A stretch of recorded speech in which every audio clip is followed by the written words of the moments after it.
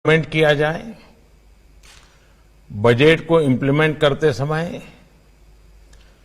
किस प्रकार से प्राइवेट कंपनीज को भागीदार बनाया जाए और बजट को इम्प्लीमेंट करने का साथ मिलकर के रोड मैप कैसे बने, इस पर चर्चाएं चल रही हैं। मुझे खुशी है कि आज रक्षा मंत्रालय के वेबिनार में भाग ले रहे सभी पार्टनर्स, स्टेक होल्डर से मिलने का अवसर मिला है। मेरी तरफ से आप सबको अनेक अनेक शुभकामनाएं। भारत रक्षा क्षेत्र में कैसे आत्मनिर्भर बने, इस संदर्भ में आज का ये संवाद मेरी दृष्टि से बहुत अहम है। बजट के बाद डिफेंस सेक्टर में क्या नई संभावनाएं बनी हैं, हमारी आगे की दिशा क्या हो, इस बारे में जानकारी और मंथन दोनों जरूरी है। जहां हमारे वीर जांबाज ट्रेनिंग लेते हैं, वहां हम अक्सर कुछ ऐसा लिखा हुआ देखते हैं कि शांति काल में बहाया हुआ पसीना युद्ध काल में रक्त बहने से बचाता है।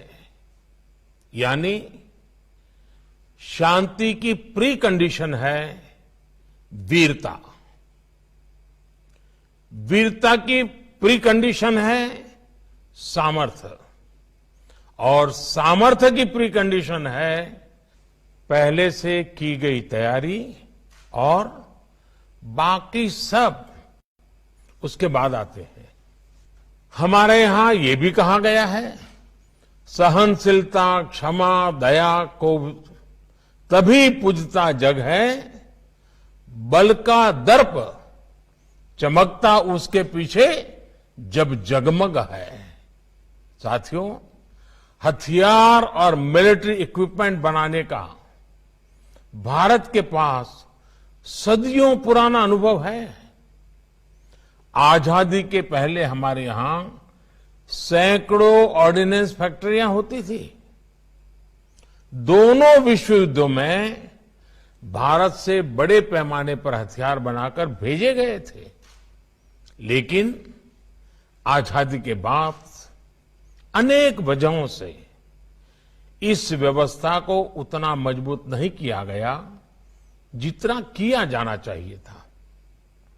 हालत यह है कि स्मॉल आर्म्स के लिए भी हमें दूसरे देशों की तरफ देखना पड़ता है। आज भारत विश्व के सबसे बड़े डिफेंस इंपोर्टर्स में से है, और ये कोई बड़े गौरव की बात नहीं है। ऐसा नहीं है कि भारत के लोगों में टैलेंट नहीं है, ऐसा नहीं है कि भारत के लोगों में सामर्थ्य नहीं है। आप देखिए, जब कोरोना शुरू हुआ तब भारत एक भी वेंटिलेटर नहीं बनाता था। आज भारत हजारों वेंटिलेटर का निर्माण कर रहा है। मंगल तक पहुंचने की क्षमता रखने वाला भारत आधुनिक हथियार भी बना सकता था,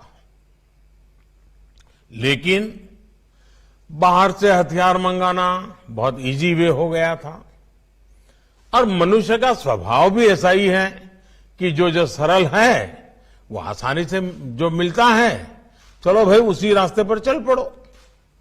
आप भी आज अपने घर जाकर के अगर गिनेंगे तो पाएंगे कि जाने अनजाने ऐसी कितनी ही विदेशी चीजों का आप बरसों से इस्तेमाल कर रहे हैं।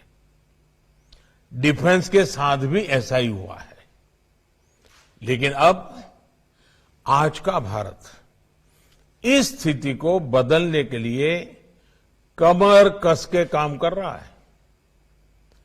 अब भारत अपनी कैपेसिटीज और कैपेबिलिटीज को तेज गति से बढ़ाने में जुटा है। एक समय था जब हमारे अपने लड़ाकू विमान तेजस को फाइलों में बंद करने की नौबत आ गई थी, लेकिन हमारी सरकार ने अपने इंजीनियरों, वैज्ञानिकों और तेजस की क्षमताओं पर भरोसा किया और आज तेजस शान से आसमान में उड़ान भर रहा है। कुछ सप्ताह पहले ही तेजस के लिए 48,000 करोड़ रुपए का ऑर्डर दिया गया है। कितने एमएसएमई सेक्टर जो इसके साथ जुड़ेंगे, कितना बड़ा कारोबार होगा। हमारे जवानों को बुलेट प्रूफ जैकेट्स तक के लिए भी लंबा इंतजार करना पड़ता था। आज हम न सिर्फ भारत में ही अपने लिए बुलेट प्रूफ जैकेट्स बना रहे हैं, लेकिन दूसरे देशों को भी सप्लाई करने के लिए अपनी कैपेसिटी को बढ़ा रहे हैं। साथियों, चीफ ऑफ डिफेंस स्टाफ के पद का गठन होने से procurement, process, trial and testing, उपकरणों के इंडक्शन, सर्विसेज की प्रक्रियाओं में यूनिफॉर्मिटी लाना बहुत सरल हो गया है और हमारे सभी डिफेंस फोर्स के सभी तीनों विंग के सहयोग से ये काम बहुत तेजी से आगे भी बढ़ रहा है। इस साल के बजट में सेना के आधुनिकीकरण की एक प्रतिबद्धता और मजबूत हुई है। करीब 1.5 दशक बाद डिफेंस सेक्टर में कैपिटल आउटले में 19% की बढ़ोतरी की गई है। आजादी के बाद पहली बार डिफेंस सेक्टर में प्राइवेट सेक्टर का पार्टिसिपेशन बढ़ाने पर इतना जोर दिया जा रहा है। प्राइवेट सेक्टर को आगे लाने के लिए, उनके लिए काम करना और आसान बनाने के लिए सरकार उनके ईज ऑफ डूइंग बिजनेस पर बल दे रही है। साथियों, मैं डिफेंस सेक्टर में आ रहे प्राइवेट सेक्टर की एक चिंता भी समझता हूं। अर्थव्यवस्था के अन्य सेक्टर्स के मुकाबले डिफेंस सेक्टर में सरकार का दखल कई गुना ज्यादा है। सरकार ही एकमात्र बायर है, सरकार स्वयं मैन्युफैक्चरर भी है और सरकार की अनुमति के बिना एक्सपोर्ट करना भी मुश्किल है। और यह स्वाभाविक भी है क्योंकि यह सेक्टर नेशनल सिक्योरिटी से जुड़ा हुआ है।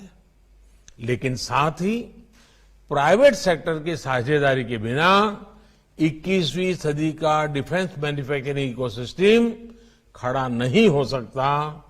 यह भी मैं तो भली भांति समझता हूं और अब सरकार के सभी अंग भी समझ रहे हैं। और इसलिए आपने देखा होगा कि 2014 से ही हमारा प्रयास रहा है कि ट्रांसपेरेंसी, प्रिडिक्टेबिलिटी और ईज ऑफ डूइंग बिजनेस के साथ हम इस सेक्टर में लगातार एक के बाद एक कदम उठाते हुए आगे बढ़ रहे हैं। Delicensing, deregulation, export promotion, foreign investment liberalisation, ऐसे अनेक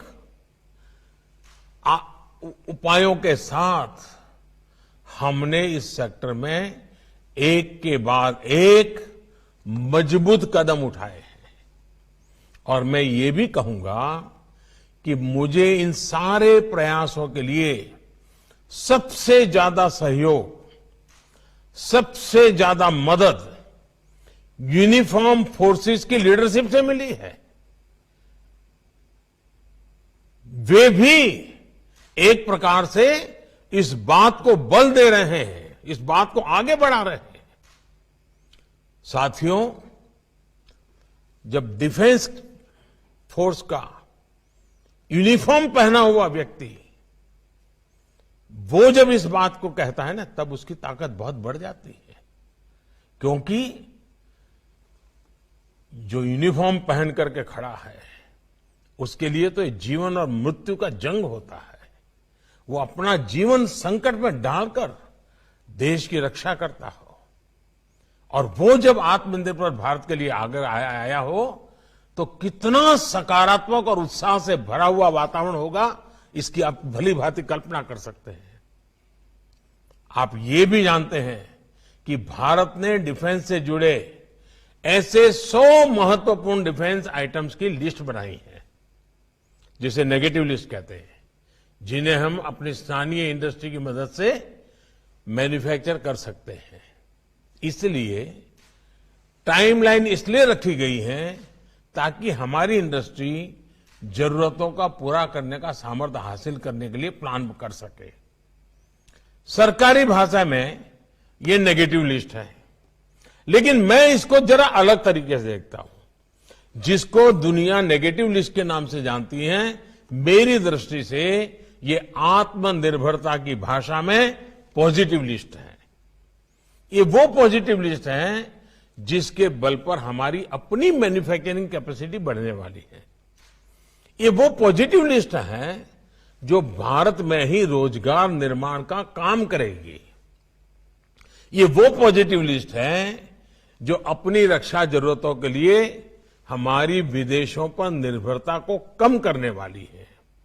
ये वो पॉजिटिव लिस्ट है जिसकी वजह से भारत में बने प्रोडक्ट्स की भारत में बिकने की गारंटी भी है।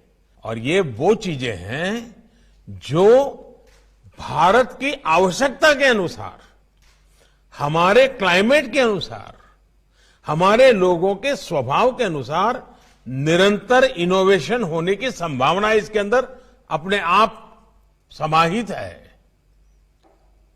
चाहे हमारी सेना हो या फिर हमारा आर्थिक भविष्य, ये हमारे लिए एक प्रकार से पॉजिटिव लिस्ट ही है, और वो आपके लिए तो सबसे ज्यादा पॉजिटिव है।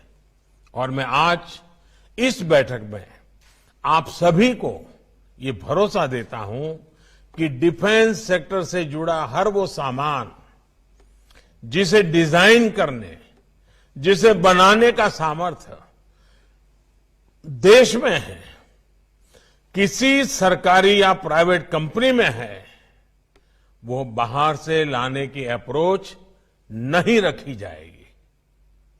आपने देखा होगा रक्षा के कैपिटल बजट में भी डोमेस्टिक प्रोक्योरमेंट के लिए एक हिस्सा रिजर्व कर दिया गया है। ये भी हमारा एक नया इनिशिएटिव है। ये प्राइवेट सेक्टर से आग्रह करूंगा कि मैन्युफैक्चरिंग के साथ साथ डिजाइन और डेवलपमेंट में भी आप आगे आएं। भारत का विश्व भर में परचम लहराएं, मौका है, जाने मत दीजिए।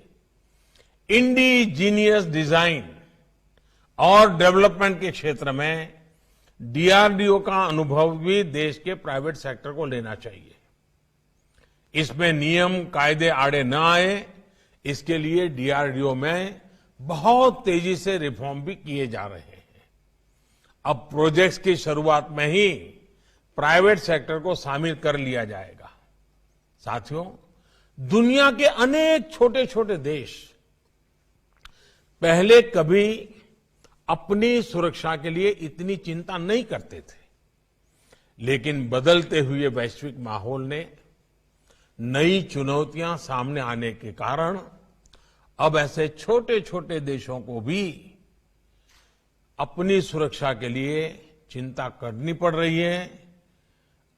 सुरक्षा उनके लिए भी एक बहुत बड़ा महत्वपूर्ण विषय बनता जा रहा है। ये बहुत स्वाभाविक है। ऐसे छोटे और गरीब देश अपनी सुरक्षा जरूरतों के लिए स्वाभाविक रूप से भारत की तरफ देखेंगे, क्योंकि हम लो कॉस्ट मैन्युफैक्चरिंग की ताकत रखते हैं, हम क्वालिटी प्रोडक्ट की ताकत रखते हैं। सिर्फ आगे बढ़ने की जरूरत है। इन देशों की सहायता करने में भी भारत की बड़ी भूमिका है। भारत के विकसित होते डिफेंस सेक्टर की बहुत बड़ी भूमिका भी है, बहुत बड़े अवसर भी है। आज हम 40 से ज्यादा देशों को डिफेंस का सामान निर्यात कर रहे हैं। इंपोर्ट पर निर्भर देश की पहचान से बाहर निकलकर हमें दुनिया के अग्रणी डिफेंस एक्सपोर्टर के रूप में अपनी पहचान बनानी है और आपको साथ लेकर के इस पहचान को मजबूत करना है। हमें यह भी ध्यान रखना है कि एक हेल्दी डिफेंस मैन्युफैक्चरिंग इकोसिस्टम के लिए बड़े उद्योगों के साथ ही छोटी और मध्यम मैन्युफैक्चरिंग यूनिट्स भी बहुत जरूरी है। उसका पूरा जाल बिछाना पड़ता है।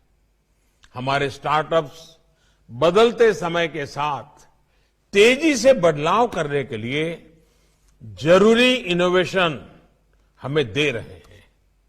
हमारी रक्षा तैयारियों में हमें आगे रख रहे हैं। एमएसएमईज तो पूरे मैन्युफैक्चरिंग सेक्टर के लिए रीढ़ का काम करती है। आज जो रिफॉर्म्स हो रहे हैं उससे एमएसएमईज को ज्यादा आजादी मिल रही है, उनको एक्सपांड करने के लिए प्रोत्साहन मिल रहा है। ये एमएसएमईज मीडियम हो या बड़ी मैन्युफैक्चरिंग यूनिट हो, हर कोई एक दूसरे को मदद करते हैं, जो पूरे इकोसिस्टम में फायर पावर ऐड करते हैं।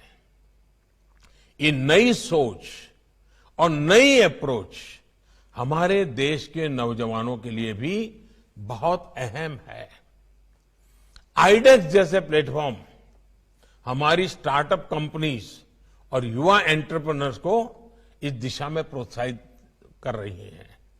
देश में आज जो डिफेंस कॉरिडोर बनाए जा रहे हैं वो भी स्थानीय उद्यमियों, लोकल मैन्युफैक्चरिंग को मदद करेंगे। यानी आज हमारे डिफेंस सेक्टर में आत्मनिर्भरता को हमें जवान भी और नौजवान भी, इन दोनों मोर्चों के सशक्तिकरण के रूप में देखना होगा। साथियों, एक समय था जब देश की सुरक्षा जल, थल और नभ की सुरक्षा से ही संबंधित थी। अब सुरक्षा का दायरा जीवन के हर क्षेत्र से जुड़ गया है और इसकी बहुत बड़ी वजह आतंकवाद जैसे हथकंडे हैं। इसी तरह साइबर अटैक एक ऐसा नया मोर्चा खुल गया है जिसने सुरक्षा का पूरा आयाम ही बदल दिया है। एक जमाना था जब सुरक्षा के लिए बड़े बड़े हथियार मंगाने होते थे। अब एक छोटे से कमरे में छोटे से कंप्यूटर से भी देश की सुरक्षा का एक पहलू संभालना पड़े, ऐसी स्थिति बन चुकी है। और इसलिए हमें परंपरागत डिफेंस आइटम के साथ ही 21वीं सदी की टेक्नोलॉजी और उस टेक्नोलॉजी ड्रिवेन आवश्यकताओं को देखते हुए ही हमें एक फ्यूचरिस्टिक विजन के साथ काम करना होगा और इन्वेस्टमेंट अभी करना होगा। इसलिए आज ये भी जरूरी है कि हमारे उच्च शिक्षा वाले संस्थानों में, रिसर्च इंस्टीट्यूट्स में, यूनिवर्सिटीज में, हमारे एकेडमिक वर्ल्ड में डिफेंस से जुड़े, डिफेंस स्किल से जुड़े कोर्सेज पर भी, skill development, human resource development, इस पर भी ध्यान देना पड़ेगा। रिसर्च और इनोवेशन पर भी ध्यान देना पड़ेगा। इन कोर्सेज को भारत की आवश्यकता के मुताबिक डिजाइन करना समय की मांग है। इसलिए परंपरागत डिफेंस के लिए जैसे एक यूनिफॉर्म वाला फौजी होता है, वैसे ही हमें एकेडमिक वर्ल्ड वाले, रिसर्च करने वाले, सुरक्षा एक्सपर्ट को भी देखना होगा। हमें इस आवश्यकता को समझते हुए भी कदम उठाने होंगे। मुझे उम्मीद है अब आप लोग इस दिशा में भी आगे बढ़ेंगे। साथियों, मैं रक्षा मंत्रालय और आप सभी से अनुरोध करूंगा कि आज की चर्चा के आधार पर एक टाइम बाउंड एक्शन प्लान और एक परफेक्ट रोड मैप बनाया जाए और उसे सरकार और प्राइवेट दोनों की भागीदारी से इंप्लीमेंट किया जाए। आपकी चर्चा, आपके सुझाव देश के रक्षा क्षेत्र में नई ऊंचाइयों पर ले जाएं, इसी कामना के साथ मैं आज के वेबिनार के लिए, आपके उत्तम विचारों के लिए और देश को सुरक्षा क्षेत्र में आत्मनिर्भर बनाने के संकल्प के लिए बहुत बहुत शुभकामनाएं देता हूं। बहुत बहुत धन्यवाद।